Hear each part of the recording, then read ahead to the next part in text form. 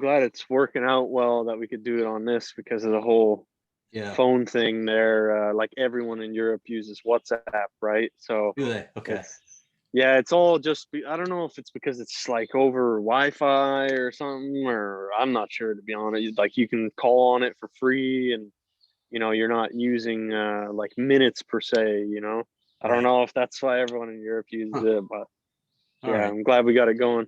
Yeah. Well, let me bring you in here. Obviously, I've introduced this new feature with the oh so creative title, "Catching Up With," and it's just catching up with former Coyotes. This is the first time I've done it on Zoom, though. I'm going to have a part of this be on video. So Nice. I'm sure everybody already recognizes Brendan Perlini is with me today to do Catching Up With. So Brendan, let's just start with what you've been up to.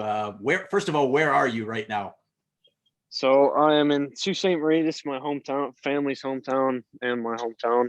Obviously, if you know anything about my background, not born here, born over in the UK and stuff. We're all over the place, but yeah, currently here as of right now for the time being, and probably head back to the States somewhat soon and do some training stuff like that. I got a few different areas I go to over the summertime, so yeah, it's nice. It's quiet here where we are. It's nice. I don't know if you can hear any of the birds even I right can. now chirping and stuff. I said to my brother, we should almost just record it and can sell this sound, or go on YouTube. It's kind of like just Yeah. nature sounds out here. So it's nice, it's quiet. We're doing our thing. We're training every day, and we got the lake, and it's been awesome weather, which usually it's hit or miss up here. A lot of times it's only like July and August, but right now in June it was 90 yesterday. So we rarely get that, maybe once a summer, if that, once Mhm. every couple of years. So yeah, everything's been good. As far as playing wise, was over in Switzerland this year, so Yeah. just got back from there not long ago, and was a fun year over there. It's a new experience living in different areas, and myself and my brother played in Italy, so we were only about 4 hours apart, 4.5 hours apart, which is probably So the good to see closest we've there. been in a while. Hmm. But we couldn't get to see each other because Oh, of the COVID.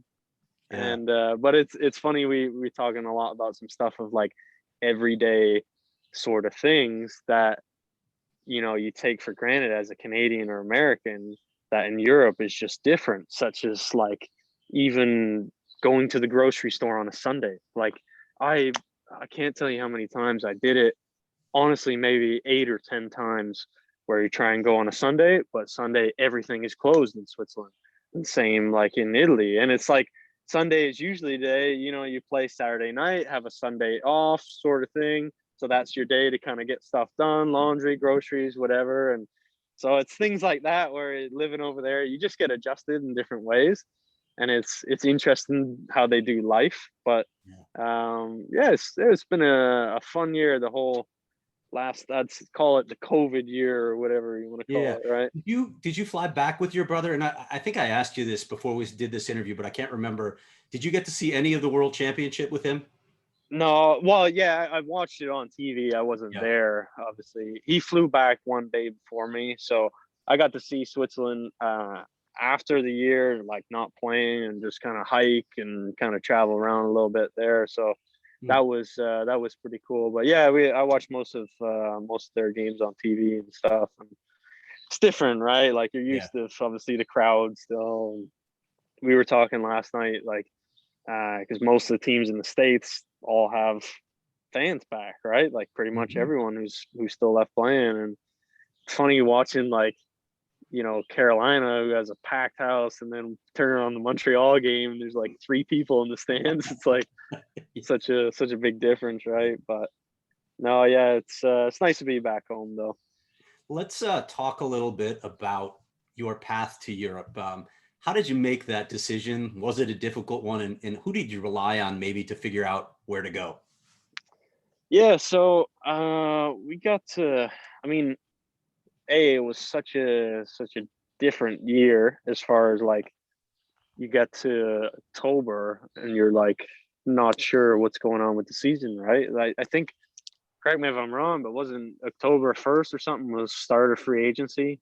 Yeah, Or it was nuts this year. It even started I even believe it was something January. around there. So just that whole thing in general was like different, and we didn't know when it was started. And then it kind of got to like just before Christmas, and it was like, all right, we're gonna start in whatever 2 or 3 weeks or whatever it was. And there was a lot of players like myself who weren't, on contracts or anything like that. And obviously you're trying to get certain place, or not certain places, but you're trying to get contracts with teams done and things like that. And longer it goes on, obviously they had a shorter training camp list, things like that. There's just a whole bunch of kind of factors. And it got to a point almost where sorry, there's a few bugs. It got to a point where you don't want to sit for and just wait and wait and wait. And so that's where it kind of was at. And I really have involved back my dad in everything again. Not that he was involved, but there was almost, you get to a point, at least for me, where it was like you kind of almost I tried to go about it myself, sort of thing, you know what I mean? And you feel like I don't know, I just felt like whether it's like a growing up sort of thing or whatever. And that was one thing when the whole kind of COVID hit in March of 20.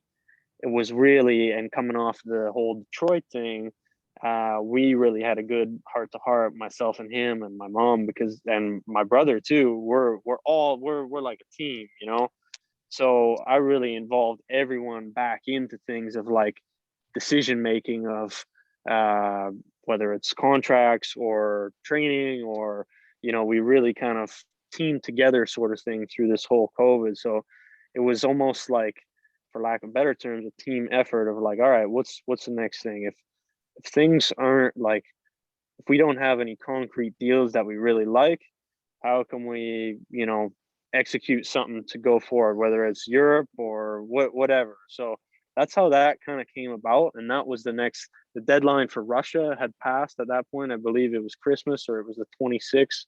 Okay. And the next best thing for us was Swiss. And through actually Mario Kempe, nice. Me and him are really tight. He's also a big Man U fan. He had passed along. I said, who do you use as far as European guys? And he gave me his guy, and talked to him, and really kind of liked what I heard. And it was almost the sort of thing, even there was like, like there was opportunities over here, but it just wasn't anything where it was like you were really, how do I put this, like not jumping at the opportunity, so to speak, you know what I mean? It was, well, maybe you can go on a taxi squad here, or maybe this, or so it was something almost, Craig, where it was like I didn't play a whole lot as like Detroit wise. The team wasn't very good. Playing time wasn't a lot. So it was like, I need to go somewhere and I need to play. I need to get back and play every single situation, every minute, like as much as I can. Yeah. And if it's, going and sitting on a taxi squad, am I doing anything to actually progress and get better as a hockey player? Yeah. And we all kind of agreed, no, probably not. Yeah, you're technically on an NHL team, but is that, going to make you better? Maybe not. I mean, there's argument to say, because obviously a lot of guys got sick and COVID, and there was opportunities and blah, blah, blah. But it wasn't a concrete, you're going to play X amount. Whereas that's what our decision was kind of based off, was the opportunity to go over there on this team on Ambry that I did. And it was like, hey, you're going to play 25 minutes a night, power play, PK. You're going to play with Brian Flynn, who's a former NHLer. They have former NHL guys there, like English, Canadian speaking guys. So that was the whole thing behind that. And looking at guys too, of like, okay, it's never like for me, I'm sure I've seen your questions that you had sent there. It's not like my mindset now is like, I'm coming back and I'm an NHL player. I'm gonna be an NHL player. It's not I'm going to Europe and that's it. And this was just like almost like COVID, like things hit. This was the opportunity that I was given. I go there, do well, and I'm coming back, and I'm gonna be an NHL guy back in a regular thing again. You understand what I mean? Yeah, absolutely. Did you talk to any guys who had actually played in the Swiss League? Get any intel from them? Maybe even some former Coyotes like David Moss or anyone like that, or did you just basically rely Yeah, on the intel of those people you just mentioned? yeah. I for the most part, I do my homework. I know my leagues. I know KHL. I know Swiss, Sweden, Finland. You name it. My brother's obviously going through a lot of the leagues, so Yeah. he knows that as well. Um, did I need to really speak to a lot of guys? Not really. You can use specific examples as far like Kubalik, Dominic Kubalik, who I played with in Chicago. He played for the same team in Switzerland. So he was a prime example. Went there, did well, boom, signed a good contract playing in Chicago. The guy, actually, another Chicago guy, he played in Zurich. What's the guy's name? I'm drawing a blank right now. Right, who's that other guy in Swiss? Sutter, Puis Oh, Suter. okay. Suter. There's been quite a few guys who it was kind of almost tactical. We looked up, okay, these are the guys who did well, then gone on back to the NHL. So you always kind of have that in head of like, all right, these are prime examples of guys doing well and getting their chance in the NHL. And so yeah, it was very much like a tactical move. It wasn't just like, oh, this is what's happened, and now my life is over in Europe, KHL, Switzerland, whatever. Like it was planned to go, and everyone was on board from like my team, myself, my parents, my brother, my agent, to oh yeah, there we go. To even I got all kinds of photos set up for you here, but the team was a big part of it too. And like, hey, yeah, we know you're coming here to play a lot. Like it's them helping me help them sort of thing, right? The more I play and do well, it only helps them too. yeah. So yeah, that was a lot of the thinking of it for sure. So tell me about the atmosphere of playing in the Swiss League, particularly, where you were. Go ahead. First of all, pronounce the name of the team for me because I don't want to butcher it. Yeah, so it's Ambri Piata. It So sounds they very say it, Italian. yeah, they say it with obviously the accent. Yeah. It's pure. So first off, I didn't know Switzerland is like three different languages in three different areas. So our area, yeah, was very Italian. I lived in a town or a city called Lugano. That is a really, really nice city. And then Ambri, it's like in the mountains. It's about 40 minutes away, 45 minutes away. Okay. And Lugano is like, I would always say to my friends and to my brother, it feels like the Florida of Europe. Like was like 75, 80 degrees in February. And then where that rink is in Ambry in the mountains is like, I swear to God, you got to drive through a couple tunnels and you come out the one tunnel and you go from like 60, 70 degrees to like full blown snowstorm, snowbanks, 8 foot high. And it's crazy. I've never seen something that different, like a 40-minute drive away. It was pretty incredible. But what was your question? Sorry. Just curious what the atmosphere feels like, what the fan support Oh feels yeah, like, yeah. everything You know around what? It, I think that was the thing. I never got the full true experience of it. Like that. I Yeah. didn't have the fans in the building.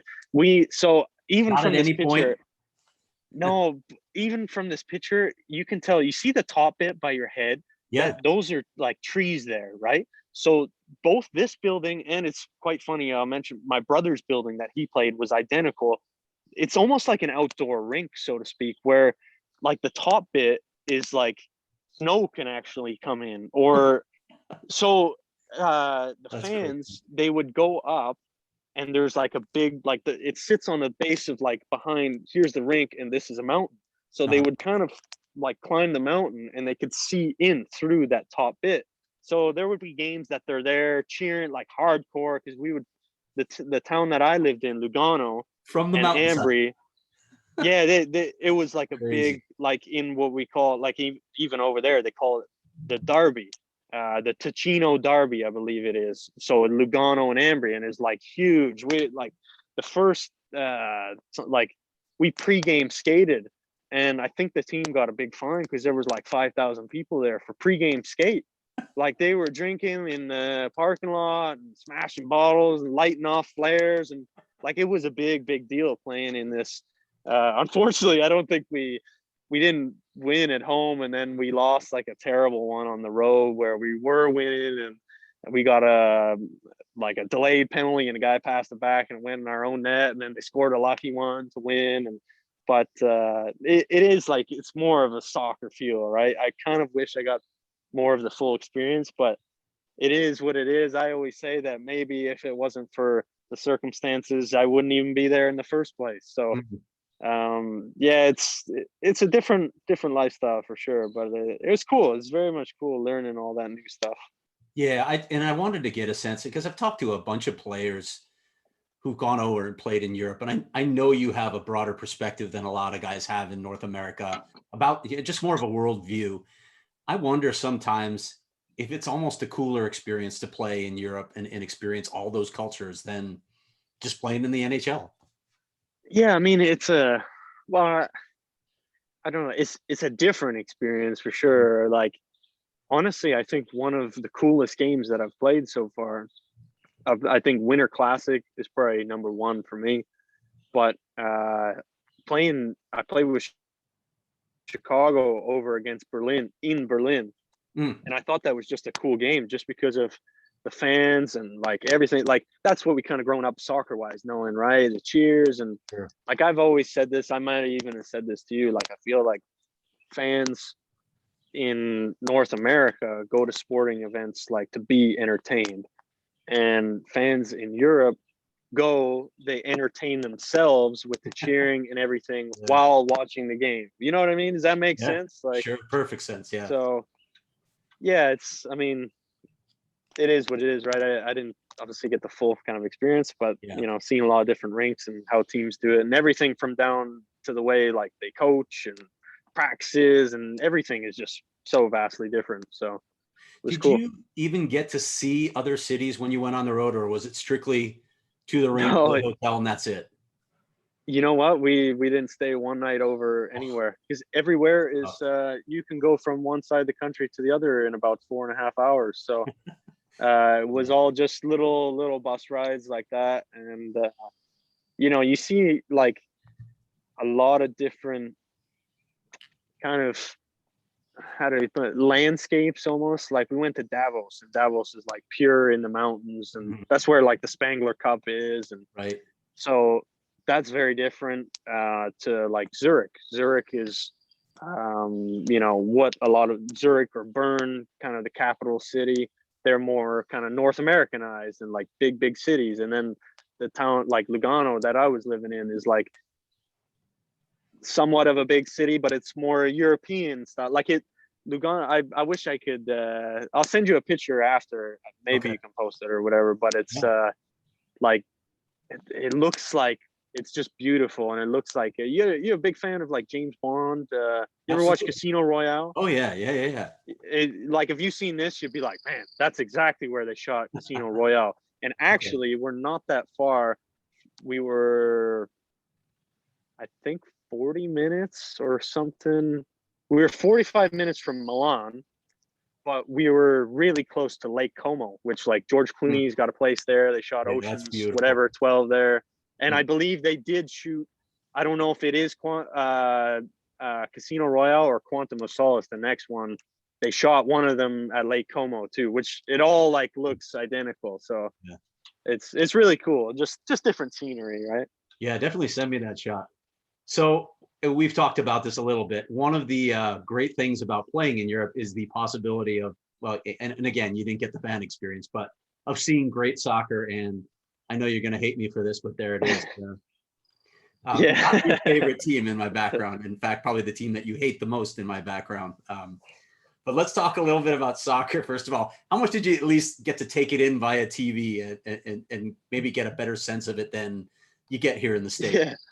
It was weird because the time changed. So I got so used to now the games being on at like whatever afternoon, or in Phoenix, it's like 9 a.m. Right? Yeah. So now it was like we were +1 from England. Everything in England starts at 8. and we were, an hour ahead of that, and so they're starting at 9 p.m. and I'd be like, man, like I don't even know if I want to stay up till 11:30 to, because you had a game the next day yourself, or you just played one or something. So yeah, you kind of ran similar schedules to them, which I'm used to them being on early. But yeah, it's a little bit too bad because guys said, like, like I said, 45 an hour from Milan, which is Inter Milan, AC Milan there, and then everyone, like Ronaldo is my favorite guy, so obviously Juventus would come through there. I would have loved to have, gone, like the San Siro that they play out of is like a very historic stadium too. So they told me that, like, they would, if they get the odd off day, they would go down there, take the train down there and watch a game or whatever. And like, man, I wish I could have got that in. But yeah, it's, you know what, you realize, like, when you go back to Europe, how it just like dominates like we'd finish a game on the bus, someone would have on the computer the Champions League game going or something, and it was, I'm so more used to like maybe 2 to 3 to 4 guys liking it and being in, but this was like pretty much every guy was like, oh, that's my team, that isn't my team, blah blah blah. So yeah, you realize how much kind of a little bit bigger it is in Europe, right? We know about your English roots, but tell everybody how you became such a Manchester United fan and not a Man City fan. It's probably driving you crazy looking at this, right? No, well, first off, let me say this before I start getting into a lot more of the stories. I respect good athletes and good teams. So regardless of if it is City or Liverpool, who's also a big rival, United, I've met a lot of different players so far that have got the chance to meet Didier Drogba playing for Chelsea, and at the height of Chelsea in the like 05 to whatever 08, they're really good years.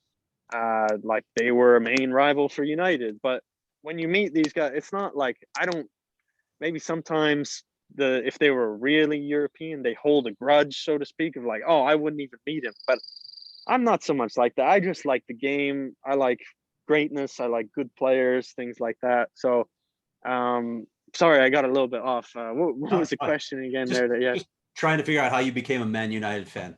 Yeah, the United fan. So, two things I would say.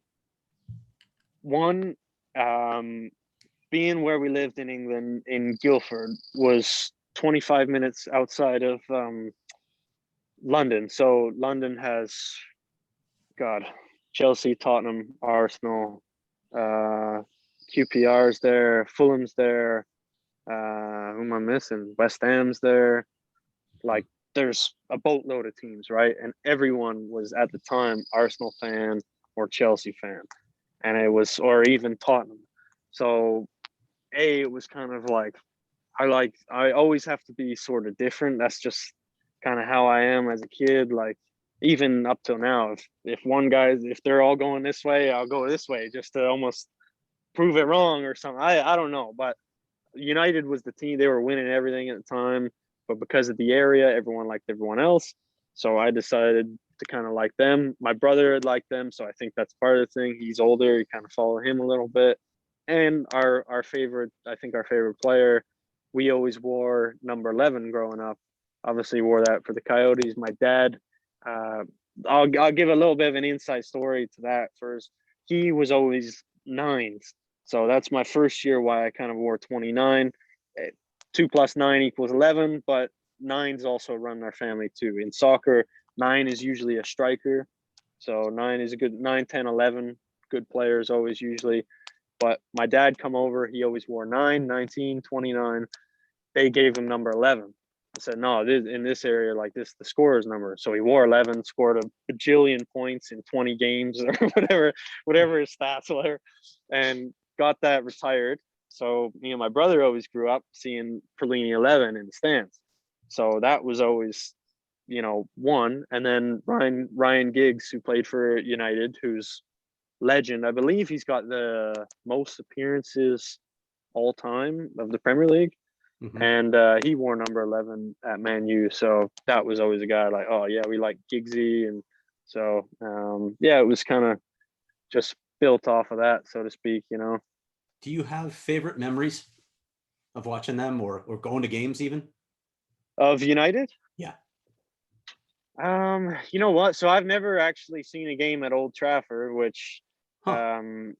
it's just because we've grown up, you know, around the London area, we never really went to. It's funny looking at it now, and especially as an American or Canadian, like you'll drive. Like the other day, we drove from Toronto 7 hours, like nothing. And looking at you drive 7 hours from England, you go England all the way to Ireland. You know what I mean? Like you could do it, no problem. But Yeah. I don't know if it's like when you're young or even like you almost get stuck in a, like the English have a mentality of like, oh, it's way over there, but it's like an hour away or something, you know, like Yeah. even from like Nottingham, like from where we were in Guildford, just south of London to Nottingham, used to feel like that was like a very big trip. And I did that when I went to visit my brother when he was playing in Nottingham a couple of years ago. And it was like 2 hours. What did you say? 2 hours on the train? Yeah, two and a half on the train, like nothing, you know. And so I think if I was back there now, I'd do a lot more. But I will say this: I I got to meet a lot of, well, a few of the United guys when they played in Phoenix. They played there. What was that, like 2018? They played Club America, I think, there. So I got down there. I tried to pull every contact I could to get me down there. End up working, met a few of the guys. It was Mourinho as the manager at the time. Got to meet him, which was cool. I did an interview on Manu TV, which actually the kind of co-host guy is Brian Robson, who is like sort of a I don't even know, like a Mario Lemieux or Steve Eiserman type. He's not Gretzky, but he's, you know, a very big, if you say Brian Robson in England, they know like that. And so my dad had actually did like a charity thing with him. He played in Manchester at the time, and they did kind of a charity thing together. So I'm like, oh, it's crazy, like all these years. And I told him the story. He's like, yeah, I remember kind of doing that thing. He didn't really remember him per se, but he remembered the event they were doing and stuff. And so like however many years later, my dad did an event with him.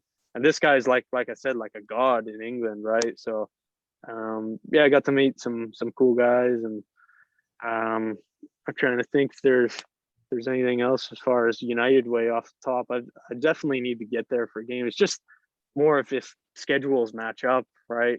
You usually kind of just hit them at the end of the season. So You got to put that on the bucket list, though, definitely. yeah, So 100%, 100%. you got any thoughts on this past season? As far as Just, I mean, the photo that's behind me for one, but I don't know how what your thoughts on how your own team played out, or just if you have any thoughts on really how everything played out, since you pay so much I got attention a to it. lot. We should do a podcast, Craig. I think I'd be good at that, talking soccer. But yeah, they City is obviously, them and Liverpool at going into the year were bar none, you know, the kind of two favorites of flip flop who would win. And Liverpool got a few injuries, and City kind of ran away with it. I think United did well. They it's funny, like we were kind of talking about it the other day, where you know teams like United at the start of the year, they got smoked by Tottenham. I think it was like 6-2 or 6-1. And you know, talking about a manager change and they need this, they need that. Then they go on a run, win however many games in a row. Then they're talking about him being manager of the year and this and that. So they ended strong. There's potential there. I think there's a lot of they're still missing. I think a couple guys, for like I listened to a lot of the Sky Sports pundits talk about them, like the top Roy Keane and these guys. Sure. They think probably like a top striker. Talking about Harry Kane moving from Tottenham, so probably him. They're still thinking maybe one more guy in the middle and maybe one more like the center back or someone like that. So they're still missing a couple pieces, I would think. Liverpool was, they started good, then they just kind of imploded. It was kind of odd. City's like I don't know. It's hard to say. They're bar none, like the deepest they, and it's tough because we play fantasy like Premier League, and it drives us nuts because Man City have so many guys, and usually in soccer it's like, okay, you know who's the striker or the winger playing. But these guys just rotate like every game, somebody different. They're always just banging in goals. One guy will get a hat trick. Next game, you're like, okay, I'll pick him up. He won't even play. So you're like, they're so deep in guys and stuff. But yeah, it's interesting. It's just a weird. I think the whole COVID for everyone is a weird. I look at the last little bit. Leicester, they're a good team. They're in the top four. They win the FA Cup, which is a big deal. Another cup in England. They beat Chelsea in the FA Cup final. They lose to Chelsea the next week, lose out of the top four, which obviously gets a Champions League spot. Then Chelsea they lose to Leicester in the final. Then they go and beat Man City in the Champions League final. You're like, hey, how does that even? It's all over the place. So Yeah. we'll see. Euro's coming up in a few days here now, so that'll be good to dive into. You mentioned fantasy. And I remember, if you remember this, actually, I was just getting ready to do a story with you when you left Arizona. You're sort of the ringleader of that whole fantasy thing. So can you just give us an idea of how that took shape, what it looked like, and how you organized? Yeah. So I've been playing this. We started in, I think, like 2012, 13. See, I think like my first year junior away from home, we started going with this thing. And it's just the more years it's gone on, you've added different guys from different teams and got the pro. You figure out who likes soccer, who doesn't. I think Ranta's still in the league. Kempe's in the league. Burmistrov. So you got guys from like so many different plethoras, like a few. Usually, who I find are the most involved? The media guys. I've met a lot of media guys like who work specifically for the team. Our guy Adam Rogo in Chicago was like a huge Tottenham fan, so he's in the league. God, it's just like I said, every team you go to, there's like you usually add a couple guys, and it's Okay. It's hard to get everyone to like throw money in too. So a lot of times it's like personal pride, and you're just like, come the end of the season, you just have a lot of chirps with the other guys. But it's fun. It's a way to keep you. It's almost like fantasy football or something. Where it's a Sure. way to keep you kind of locked in, and the guys really well, right? How many are in this league? Oh god, we had it up to man, we opened it up to like maybe 60 people like a couple years ago. But then the league was too, like, myself and my brother are kind of the guys who dictate who's getting in, who's getting out. You start to find yourself down in the league pretty quick. You're not, what, some of these bums gotta go. so we got rid of like a few people, like some friends because there was a lot of people too who like they're all into it at the start, and then they leave. Specifically, a couple of my friends off the top of my head, they would just leave the squad the whole year. They got guys who were transferred to some other team, not even in the league, on their team, and so you're like, well, we'll drop these guys. So I think we got it down to, we might have it either 20 or 25 now, to where it's like almost the same amount of teams as the Premier League. We were thinking of almost, this will sound funny, but we were thinking of doing like an actual relegation, a second league, of where, like, you guys got to start in this, and then the top three goes up and the bottom three will go down. But it's kind of too much to organize, so we kind of just sacked it off. So if relegation were a reality this year, are there any names that I'd be familiar with who might be in trouble? I'd have to look, to be honest. Is this going to exit out can you still hear me? All I see is your name right now. Let me just check real quick if it's all right. I'll get rid of this obnoxious background while you're doing it. No, I don't think you would know. It's a former guy I played junior with, is at the bottom. And then actually, you must remember Doug Gilmore, right? Oh, of course. Yeah.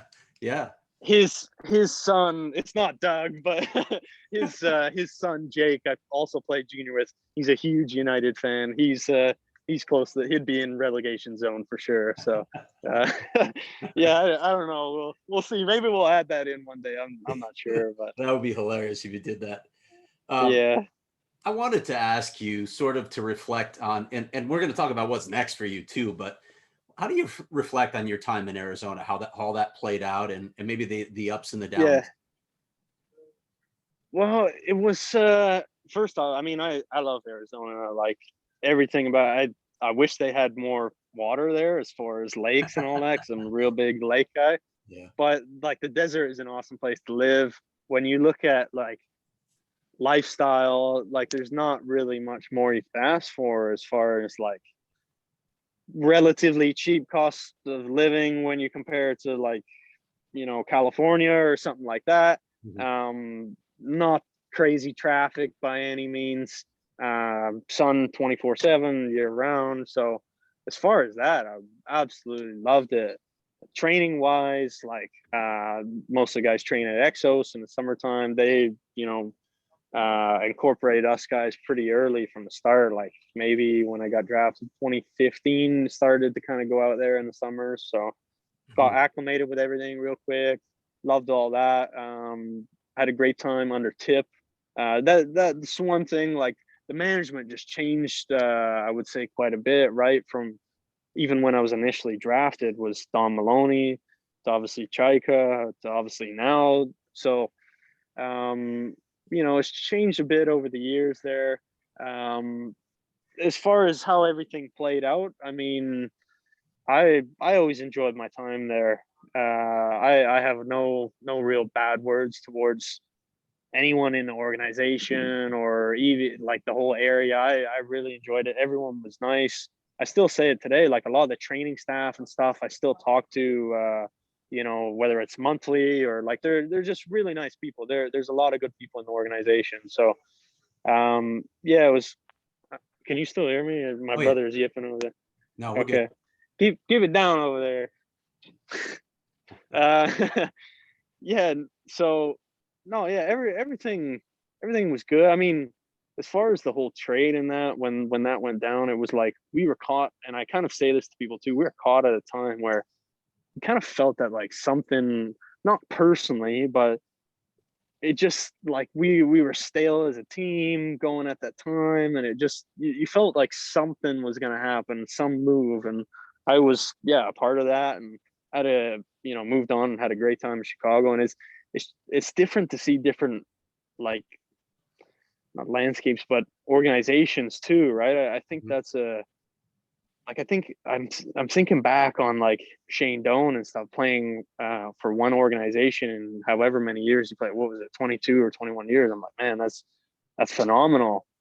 But I think there's also a cool thing that you do learn going to different places and playing in different areas, different teams, meeting new people, things like that. So I'm grateful for that time too. You know, of being on a few different teams and developing new friendships and you pick up like I'd never lived in a big city before as far as Chicago. So just again things on you know learning where to get grocery, where you can drive, where you can park, where you can't park, things like that. So like Phoenix is somewhat similar, or Scottsdale is somewhat similar back here. Like there's a lot of open land, you can drive, you can park places. Like it's for lack of better terms was very comfortable for me and easy to adapt to, right? So but yeah, no, like I said, I'm grateful for my time there, and never know in the future, right? I played with Redeem Verbata my first year, and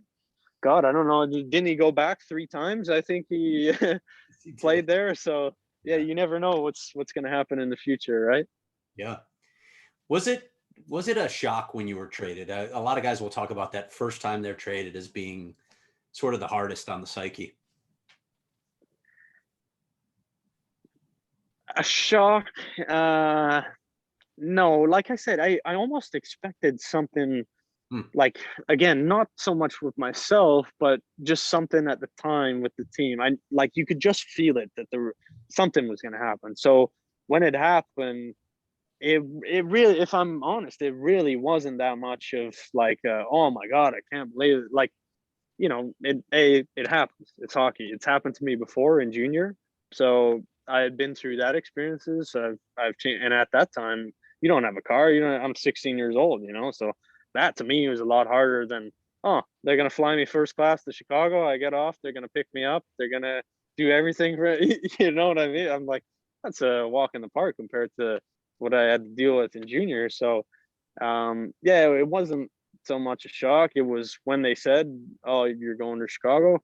It was, an opportunity to this team had won 3 times in the last whatever 10 years, so you're immediately excited for that opportunity and the names, right? Kane, Tays, guys like that. So Yeah. yeah, I think that's really but it's an interesting thing. But I was more excited, I guess. New challenge, new opportunity. But like I said, I have no ill or bad feelings toward it. They traded me this or that. Like I was always grateful 100% for my time there, and things happen, right? I always believe everything has a way of working out, and also I'm a big believer in everything happens for a reason. So Mm. yeah. You said you're planning on coming back here, huh? You still train with someone here? Say again, sorry. You said you were planning on coming back here. You still train with someone once in a while here? Yeah, yeah. Brian Slugaki is my on ice guy there. He does a lot of stuff like with Matthews and a lot of the local guys in the area. Really good trainer on ice. So I actually do a bit with him, and I'm in California a little bit too, doing some stuff. I don't know if you ever heard of a guy, Laird Hamilton. I kind of been doing some stuff with him too over the last year. So yeah, kind of bounce back and forth. Most of the on ice stuff in Phoenix, and so yeah, it's been good. I've been doing that for I think 4 years now, and I'm really it's an interesting. I think we've talked about a little bit about this before. Like I'm sure it was you who was asking about like shooting and stuff, and we were talking about shot selection and things like that. That's what Brian does really well out there, being able to put yourself almost in uncomfortable positions and be somewhat comfortable in them, if that kind of makes sense, or to get enough repetitions to where you're comfortable. And Okay. so like if you watch Matthews, he's a great example of a lot of the shooting and kind of skating and edge work, the way he moves and does his moves. So yeah, I'll see. I'll definitely get back out there at some point this summer. I'm not sure as to when right now, but maybe Right. sometime in July. Yeah, with the Yeah. 14-day quarantine, it's not easy right now. Brendan, Yeah. what do you think about when you think about next season? I don't know what your contract situation is or what you're hoping for next season. Yeah. So I'm a UFA. So anywhere is obviously open. For us, we have a couple leads so far that we think could potentially turn into something. And with it being somewhat of back to a relatively normal year next year, things are shaking up pretty good. So um, I don't want to say too much. Obviously, I don't know what I can and can't say, but yeah, that's fully just going back to what I said earlier. I know I'm not saying this in a funny way, but I just have a belief in myself. I know I'm an NHL caliber player, and I very much here's what I'll say without going way off the deep end into it. During this whole COVID thing over the last whatever since March of 20, when I told you I really had a conversation with my dad and we figured things out, everything has just lined up really well as far as training. Things that were just before were not so much personal things, but how do I say? Everything just kind of come about really nicely to like. You ever had when it's like, oh, I'm interested in this sort of thing, and then it's like, boom, you meet someone who's in that. Hmm. Things where I started to get on a really, really positive mind frame of Like I'm big into law of attraction. I believe I've attracted in a lot of good positive things into my life. Just for example, within the last month in Switzerland, I've been into something that's like, I'm a big follower of Ido Portal, who is a movement guy for Conor McGregor. And I've followed this guy since 2012. I got told about him. Check this guy out on YouTube, blah, blah, blah. We've So talked about yeah. I've always kept an eye on this guy, but even like before he was with McGregor and everything, and the way he moves, the style in which he moves, things like this, certain animal movements that he does. I was in the gym in Switzerland, and this was just postseason. I was like, after the season, your body's not so much beat up over there, but it's just, you're really hawkified, like hockey, like everything is just hockey muscles, like your posture is not great because you're obviously always like slunched over like this, and so you're trying to get back feeling good, feeling very, very limber, very sleek. So I was looking up a lot of his stuff and a lot of animal movements and a lot of ways to get my body moving fluid again, and was doing this stuff. Well, the next day I'd come into the gym and just got talking with this guy. And I had a shirt on that I worked with a guy in Toronto. It says FRC on it.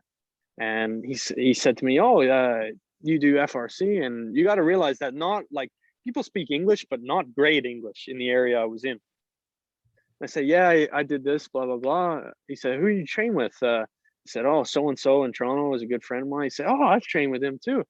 I said, "Oh, nice, blah, blah, blah. What do you do here?" And all that kind of stuff. He said, "Oh, I'm actually a master trainer of animal flow." I'm like, "No way." And, just one of those things where, we start talking, he knows the mutual friend of mine, blah, blah, blah. We end up working together in my time there in Swiss. That's probably why I stuck around a little longer than I thought, because he's only one of, I believe it's like 10 master trainers of animal flow in the world. Just so happens he's training out of the same gym in Lugano in Switzerland. You know what I mean? So it's a lot of things like that where you're just like, call it coincidence, but I also think there's a big difference of when you're on a positive mind frame and this really good, like that's one of the things I learned going to Laird Hamilton's place last year. I met everyone from Navy SEALs to Kenny Chesney to all these different people who are just on this like wave of, like, it's very hard to describe for me, and I've told this to like a number of people, but you just get on this wave of like good vibes, and you can almost feel it, and you start to like take this and apply it to other people, you know what I mean? And like this is what I've learned also. I have so much stuff, Craig, over the last year. We might have to talk bi-monthly to catch all up, but this is another part that I've learned where it's like, now negative situations where, like, let's take example Detroit, where maybe I'm not playing much, and the team is, we're in last place and we're struggling and things are negative, as far as like, you want to be winning and you want to be doing well, and it's not so much, don't succumb to the negative per se of like jumping on those emotions and those vibes. Even one positive thought is 1,000 times more powerful than a negative thought. So just putting that out there and having somebody, if I'm positive and I'm enthusiastic, everyone just attaches to everyone attaches to vibes, so to speak, or energy. Everything, we're made up of energy, right? Of atoms of energy. So it's either good energy or bad energy. So if I come on here and I'm negative right now, and maybe that affects you when you're off the call and you're like, oh, and then you start to be negative, and you see what I mean? It's almost a trickle down effect where if I can affect my environment of my brother, and you get him onto a good wave, who gets my parents onto a good wave, and it just, that's something that I've learned throughout all this, that it's very infectious. The energy is infectious, right? And so it's very unique. Sorry if I went way off the deep end with your question there. No, I was hoping we'd get to some of this stuff actually, because this is part of the reason why I wanted to talk to you, because it's not just straight hockey. It's far more interesting. Yeah, You know this. I always for enjoy sure. talking to you for these reasons. Speaking of your brother, by the way, did Great Britain ever try and rope you in to play for the national team as well? Have you ever had that invitation extended? They have, but it's a bit of a weird one because I personally see. I don't know if I know the exact rules, and I don't know if they know the exact rules. I've been told, like I've tried looking it up and stuff. I've been told if I wanted to play for Great Britain, it would be I'd have to play in the country for 4 years or something. So I'd have to play in England Huh, for 4 years because I've already played for Canada in a gotcha. double IHF event. Okay. So they like that. That's what I was told. I'm like 100% positive. I looked up the rules and that's what they had said. Maybe there's something different. I don't know. They tried contacting, well, not contact, but through my brother. They were like, "We need your brother," blah blah blah. But I said to my brother, "Bro, I'm like, I don't know whether they know the rules or I don't know the rules or Would what you want to do because it? If it were the opportunity, if the opportunity were there, would you want to do it? uh, no, and it's not because anything to do with them.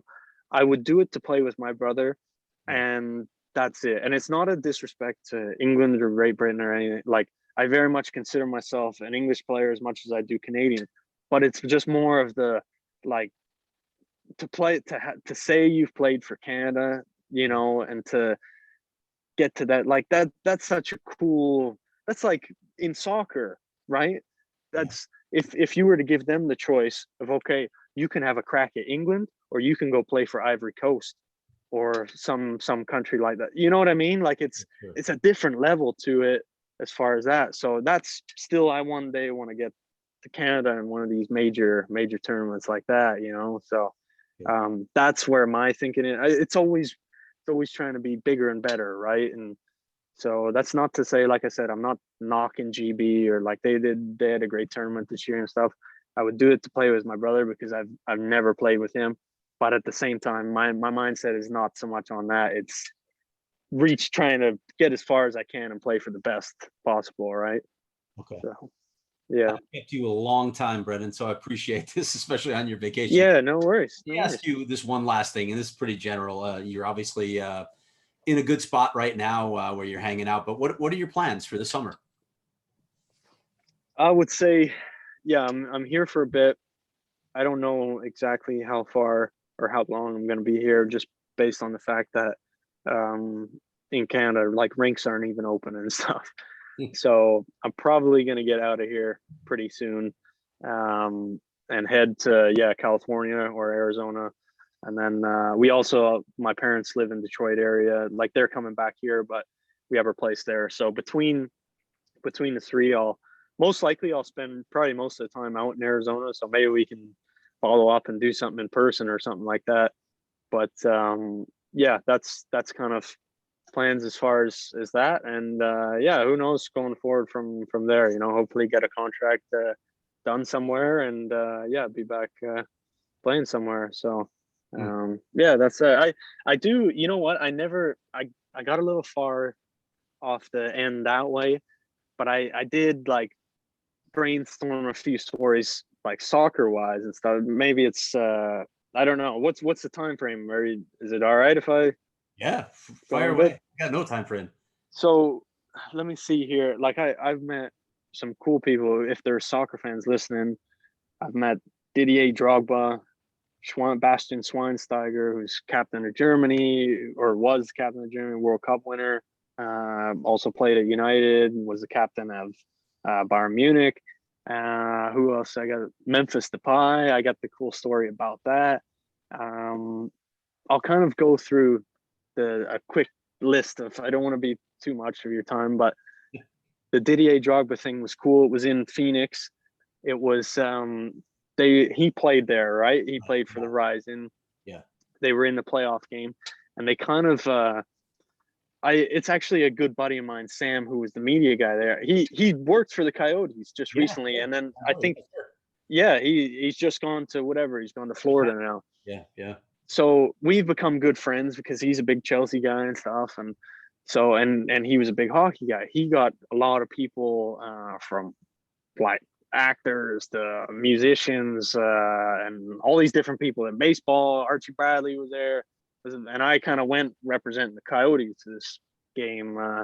So it was a funny sort of night. Like he introduced me. I think it's Jordan Sparks. I think she a local in the area? Am I Yes. right in saying that? Yeah. So her off the start was pretty funny. Just walking in, he's like, "Oh yeah, you get meet her, blah blah blah."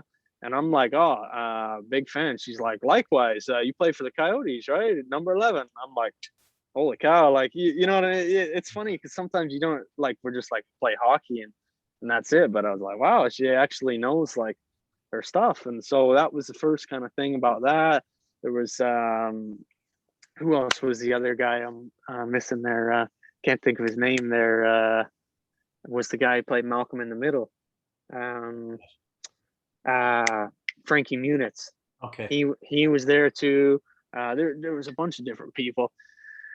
Game goes on. They it's 1-1. Drogba ends up scoring the winner.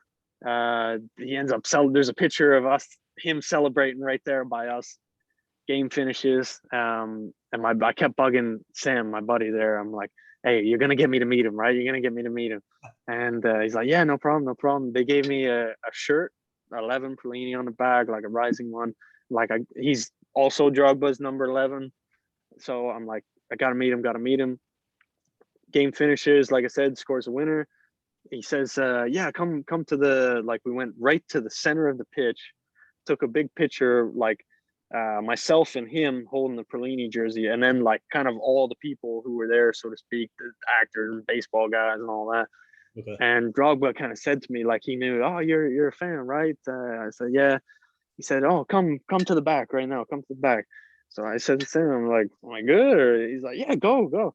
So Drogba brings myself and I think Archie Bradley back into the like their dressing room, and there it's such a different atmosphere too.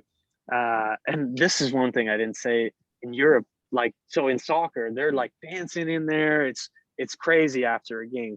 In hockey, it's like you come in, you sit down, take the gear off. Coach gives like, "Okay, good job, boys," and that's it. Maybe play a little bit of music and that's it. And soccer is like they're doing dances and it's like a full on. It's like a disco in there. So and that's actually similar. Like that's kind of how it is in Europe. Is kind of more towards that way, hockey wise. So they're doing like Drogba's doing this dance and all that, and the song is this song that mentions him too that they're playing it, and so I see Drogba. He's kind of messing around. Oh, low battery, still there? Yep. We're good. Sorry, I just went low battery. Yeah. So Drogba's kind of messing around. I see him go into the back. He's ruffling around in something. And like I've kind of got one eye on him and one eye on like the other guys. And he takes out this boot and comes over to me, brand new. Like this is like one of my prized possessions. His boot got DD on it for obviously Didier Drogba, DD11, and signed it brand new out of the box. Signed it to me, and that's awesome. That's like getting a stick or something, right? And Yeah. so I was just on cloud nine after that. And to my friends back in England, who I said are Chelsea, Arsenal, Tottenham fans, they're seeing me taking selfies and in the dressing room with Drogba, and they're like they think it's like a god. You know what I mean? So it was a cool night meeting him. For our Schwein's, fans, by the way, you just called it a boot. You're referring to yeah, cleat. Yes. They may not yes, know yes, here, so yeah, go ahead. yeah. Unless they watched Ted Lasso. I don't know if you watched that. Which is Yeah. No, I love Ted Lasso. Yeah, that's yeah, awesome. That's a great show. it is. That's a great show. Um, the second one that I was thinking of, yeah, was Schweinsteiger, which was a similar situation when I was in Chicago. He played in Chicago. I'm like, I got to get to the game, got to meet him. His was a little different where I think he had come to one of our games or something before, Mhm. but one of the nicest like human beings I've ever met. This guy was awesome. His wife is Ivanovic, I believe, Anna Ivanovic, I think. I don't want to get that wrong. I was trying to. She was there at the time. She's a major winner in tennis, right? And I'm actually a big tennis player too. Like I play everything, golf, tennis, blah blah blah. So of course I'm saying to him, let's get a doubles game going, tennis, this and that, trying to organize stuff. So yeah, got to meet him. I had actually at that time brought my Manchester United jersey with me. So he had signed it on there. I believe he put like once a red, always a red, Schweinsteiger. And we took some good pictures, and just a really, really nice guy. And again, he is like he's a god in Germany. Like, that guy is, it's like a Tom Brady, so to speak, right? So very good to meet him. And then probably one of the coolest ones has been the guy Memphis Depay, who Memphis played for my team, Man U, they signed him in about 2015, and he played to 2018-ish. Really good, like, talented player. Was always going to be like top guy. Things maybe didn't work out unbelievable. He ended up going somewhere else, and he was playing in France at the time. Also wears number 11. So I score. The story goes, we're playing the Winter Classic. Day before we practiced, I was good friends with Artem Anisimov, who, if you've seen his goal celebrations, he's done the shoot the gun and all that. And so really good guy. We were kind of best buddies, so to speak. I always used to say to him, Artie, big game tomorrow, Winter Classic. What have you got planned? I know those Russian guys, they got something up their sleeve. So and this is just when we get on the ice. We're kind of skating around before the practice even begins. And he does I don't even remember what he did, some crazy one. And we were kind of going, oh, what do you think of this? Or what do you think of that? And so I had said, oh, what do you think of, have you seen that one? Like, it wasn't crazy at all, but I'm like, have you seen that guy, Memphis? Because he's also a big soccer guy. And he said, I'm like, have you seen the one that Memphis does? He puts fingers in his ears like this. And at the time, a media person, I think it was like Blackhawks media or something, snapped a picture of me doing that. Just like, I was like laughing, doing it. And so the picture was actually pretty funny. So I thought, I'll put it on Instagram, and I'll say, oh, my new celebration if I score tomorrow. Sure enough, I scored the first goal of the game. I end up doing it. So after the game, it like blew up pretty good. And instantly I got a message from him, DM over Instagram. Hey, bro, cool to see my celebration in different sports, blah, blah, blah, all this kind of thing. So we kind of went back and forth. And my guy who I told you about, Rogo, who was the media guy for the Blackhawks, I said, Rogo, we got to do something, and kind of like, I got to send him a jersey or something. So we sent one over to him, a Blackhawks one signed by myself. I think we sent two, maybe. I think one of mine and one of like with his name on it or something like that. And then he sent over a shirt back, but get a hold of me if you're ever in Europe, blah, blah, blah. We'll get together. And so it was really cool. But this thing, actually, I did it. I think the only other time I did it, when I scored the hat-trick goal against Coyotes, I did it again. So the Chicago fans, it was really cool because they kind of actually like, they associated that with me. That became like my thing in Chicago. Like, they did this thing in the summer where they bring the whole team back, what do they call it, the convention or something, the Blackhawks convention. Every picture I had to do like this. Like, we did 100 pictures like this in a row. Everyone wanted that. So it was really cool how it became kind of a thing, and he then one day he put out like a Twitter, Instagram post. He was playing basketball, but he was wearing my jersey and stuff. And this is a guy with whatever, he's got 10 million followers on there, and like a huge player in Europe. Like, everyone knows this guy. And so it's just really cool, just little stories like that, that even on my birthday, my birthday was April 27th, so a little over a month ago or whatever. Who is it? My good buddy, my Russian buddy, Alex Mikulovich, Miku put on there a video of me dancing, like just having a funny dance, and it was to that Drogba song. Drogba reposted on his Instagram, you know, and it's funny, like after all this, you're like, man, you don't know if these guys actually know you or they don't know you. And it's like, all like still a few years later, he kind of remembers. And so it's cool. Yeah, it's interesting I'm sure those guys are as interested in, I'm not saying in me personally, but just in what we do as hockey players and professional athletes as you are in them, right? So Sure, makes sense. yeah, and I've had this a whole nother conversation, but we can go down that road like in the golfs too, meeting a lot of different guys, and they're like that guy who's Corey Connors, like he's up there in every tournament these days.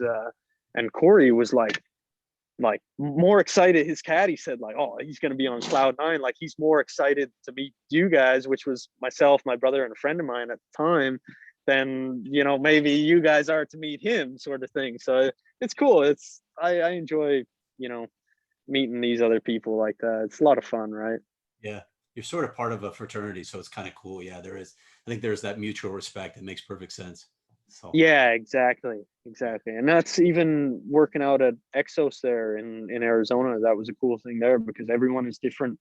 You know, quarterbacks or sorry, yeah, all these different people and athletes, track athletes, hockey players, basketball guys, and like it was a cool environment to kind of train in, right? So yeah. all right, bud. Do me a favor before we end this recording. Give me another shot of the lake so people can see where you are. Yeah, no worries. Quintessential Canadian summer place, right? There it Yep. is. So Yep. this is Got it. hopefully my Wi-Fi doesn't No, we're good. We got a good shot here. Like every good, okay. we've got So a cottage on the lake. yeah, so we're just kind of starting to unpack. So we got a few things over here. We just got this garage actually built last year and stuff. I Yeah. got a shooting area over to the side. That's just stay with me for like 2 seconds. I'll try and Taking the tour now. This is great. you can see it's pretty used. I just had to change over. So let's see, here's the shooting area. Usually the net is in this middle bit here, but Yeah. the you'll see behind that tarp's pretty ripped up, so we had to move it over here just the other day and start shooting. But yeah, we got everything we could ever really ask for out here. This is we're out in the bush kind of thing. And so yeah. All right, Pearls. Listen, thank you so much for doing this. I'm going to stop the recording here. We'll just talk. But Yep. Any last words for Coyote fans as we're signing off here? I would say just thanks for all the support. Personally, I've had a great time in Phoenix. Like I said, continue to go back every summer. Some great people out there. Let me just shout out the Bills because they're awesome family in Arizona too. Help me out every summer when I go out there. I usually stay at their place. So they've been awesome to me, and a lot of other people too. I'm missing a lot of other people, but yeah, it's an awesome place. And yeah, thanks for all the support over the years. I appreciate it. Never know, like I said, never know where life brings you back, right? All right, Brendan. Thanks for doing this, man.